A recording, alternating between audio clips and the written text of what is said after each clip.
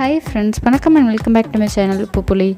இன்றைக்கி நம்ம பார்க்க போகிறது ஜிஞ்சர் லெமன் ரசம் எப்படி பண்ணுறதுன்னு தான் பார்க்க போகிறோம். நம்ம சேனலில் நிறைய ரசம் ரெசிபிஸ் அப்லோட் பண்ணியிருக்கேன். பார்க்காதவங்களுக்காக லிங்க் வந்து கீழே டிஸ்கிரிப்ஷன்லேயும் என் கார்ட்ஸ்லேயும் தரேன், மறக்காமல் செக் பண்ணிக்கோங்க. இப்போ இந்த ஜிஞ்சர் லெமன் ரசத்துக்கு நான் புளி தண்ணி எடுத்து வச்சுருக்கேன். ஒரு அரை கப் அளவுக்கு புளி தண்ணி ஒரு சின்ன நெல்லிக்காய் சைஸ் புளியிலேருந்து எடுத்து வச்சுருக்கேன். இப்போ இதில் ஒரு நல்ல பழுத்த தக்காளியாக பார்த்து ஒன்று வந்து சேர்க்குறேன். நல்லா அந்த மாதிரி பிசைஞ்சு விட்டுக்கிறேன் கையிலேயே. அரை கப் அளவுக்கு தண்ணி வந்து சேர்க்குறேன்.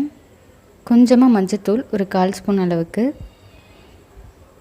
உப்பு வந்து இதுக்கு தேவையான அளவு ஒரு அரை ஸ்பூன் அளவுக்கு சேர்த்துக்கிறேன். இப்போது ஒரு பேனில் 2 ஸ்பூன் அளவுக்கு நெய் சேர்க்குறேன்.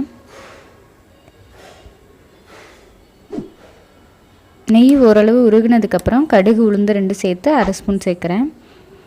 கொஞ்சமாக சீரகம் சேர்க்குறேன் ஒரு அரை ஸ்பூன் அளவுக்கு.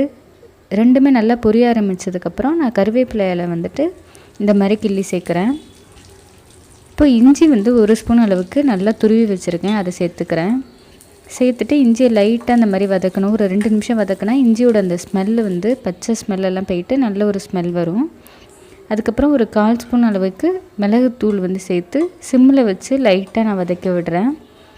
மிளகுத்தூள் வந்து சேர்க்கும் போது கரிஞ்சிரும், அதனால கரிஞ்சிடாமல் பார்த்துக்கோங்க. இப்போ புளி தண்ணி எடுத்து வச்சுருக்கிறத வந்து நான் இதில் சேர்த்துக்கிறேன். இப்போ இது நல்லா மிக்ஸ் பண்ணிவிட்டு உப்பு சரியாக இருக்கான்னு பார்த்துக்கோங்க.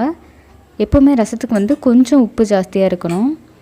இந்த மாதிரி நல்லா வரும்போது ஸ்டவ் ஆஃப் பண்ணிவிட்டு லெமன் ஜூஸ் வந்து ஒரு ஸ்பூனும் கொஞ்சமாக பெருங்காயத்தூளும் சேர்க்குறேன். சேர்த்து கலந்து விட்டுக்கோங்க. அவ்வளோதான். கொஞ்சமாக கொத்தமல்லி இலை எடுத்து தூவி விடுறேன். லெமன் ஜூஸ் வந்து எப்போவுமே அடுப்பு ஆஃப் பண்ணதுக்கப்புறம் தான் ரசத்தில் சேர்க்கணும். இங்கே நான் வந்து தண்ணி ஆட் பண்ணியிருக்கேன். தண்ணிக்கு பதிலாக பருப்பு தண்ணி கூட நீங்கள் வந்து இந்த ரசத்துக்கு யூஸ் பண்ணிக்கலாம், நல்ல டேஸ்ட்டாக இருக்கும். அவ்வளோதான், நம்ம ஜிஞ்சர் லெமன் ரசம் சூப்பராக ரெடி ஆகிடுச்சு. நீங்களும் இதை ட்ரை பண்ணி பார்த்துட்டு எப்படி இருந்ததுன்னு மறக்காமல் கமெண்ட் பண்ணுங்கள். Meet you all in the next video. Until then bye bye from me. என்னோட சேனல் பிடிச்சிருந்தா மறக்காமல் சப்ஸ்கிரைப் பண்ணிவிட்டு பக்கத்தில் இருக்க பெல் ஐக்கனை கிளிக் பண்ணிக்கோங்க. அப்போ தான் நான் ஒரு வாட்டியும் வீடியோஸ் போட்டேன்னா உங்களுக்கு நோட்டிஃபிகேஷனில் வரும்.